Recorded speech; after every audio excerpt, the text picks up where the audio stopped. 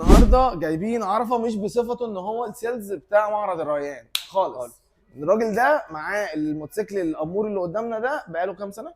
3.5 3 سنين ونص، يعني خبره 8 فيه. شهور بالظبط. يعني مش هنعطل في الريفيو ده، لا. يعني هتقول لنا كل حاجه. يعني انا النهارده الزبون وانت البياع. يا عم عيب بقى ما تحرجناش. امين.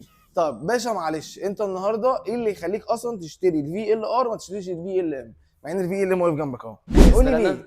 عايز افهمها دي. عشان انا بحب الجري، عشان انت بتحب بحب الجري. التوب سبيد. يعني التوب سبيد هنا اعلى من الناحيه الثانيه. اه شباب لو معلومته غلط عايزكم تحت في الكومنتات تجلدوه. والله مش هحل. طب انت هنا عندك فرامل امامي وخلفي ايه؟ باكن. ده اللي هو CBS ده السوبر سبورت.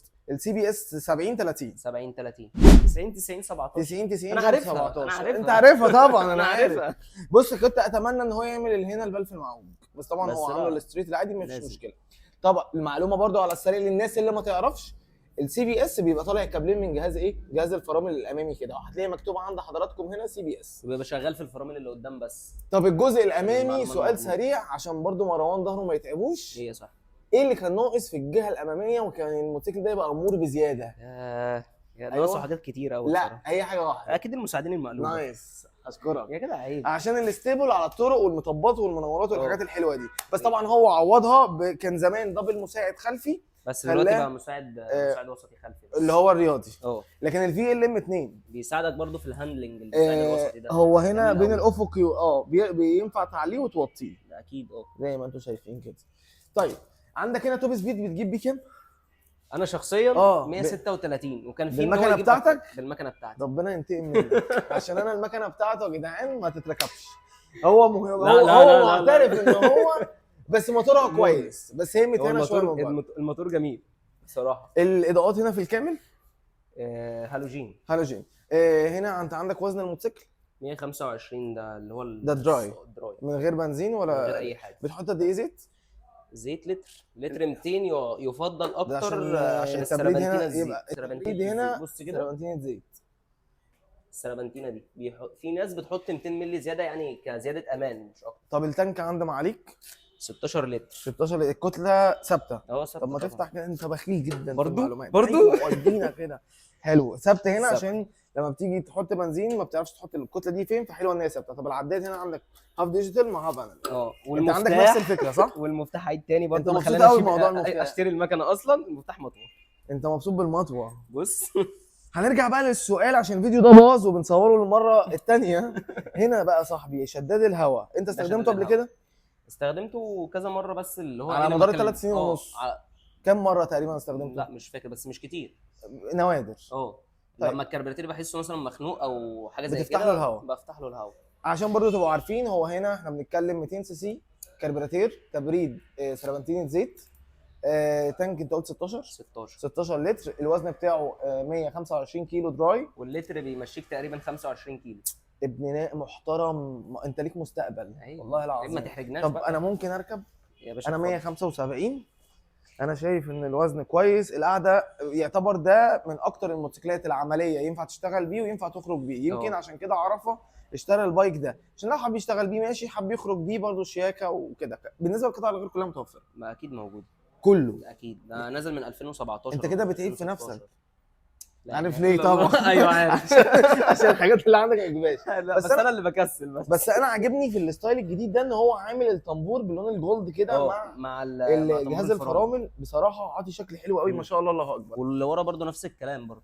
طب سؤال بقى معلش على استخدام اللونج تيرم اللي انت قعدت فيه 3 سنين ونص في المناورات ولما بتيجي تميل والكلام من ده، مفيش احلى من دلع ده بجد. يعني هو يعتبر موتوسيكل عملي جوه البلد من زيرو تو هيرو زي ما بيقولوا. الله ينور عليك. طب النهارده انت في معرض ريان، عشان ما اطولش على الناس، تقريبا هو عامل كام؟ ساعه تصوير الفيديو ده عامل 62. الله سامعين يا شباب؟ بتعلم منه تصوير الفيديو. بتعلم منه. قلت عامل كام؟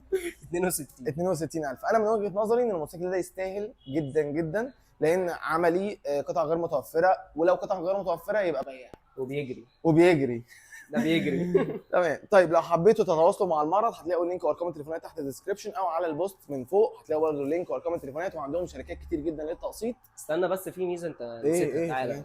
انا في ميزه انت هتقولها وفي ميزه ثانيه. انت انهي ميزه اللي هتقولها؟ هقول لك دلوقتي. ماشي. بص يا كبير، اغلب الناس اللي بتبقى خارجه بموتوسيكلات تمام خروجه او كده بتتضايق من عصايه الغيارات عشان خاطر بتبهدل الكوتشي. ده حصل. فعاملين لك انا دي. واحد من الناس كوتشياتي باظت. فعاملين لك دي بقى الراجع. الله ينور عليك. العب بقى. بس انت خدتنا في دي حته احسن ثانيه. ميزه.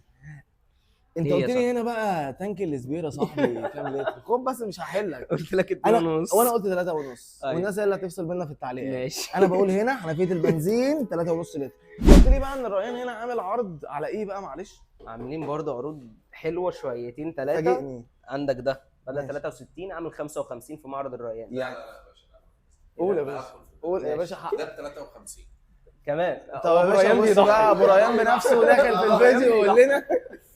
فخلاص ده كده ده كلام جميل. ده كده يعتمد كده الكلام ده. ده كده ضمن كده 53,000 جنيه وهو اصلا كان بكام؟ كان ب 63.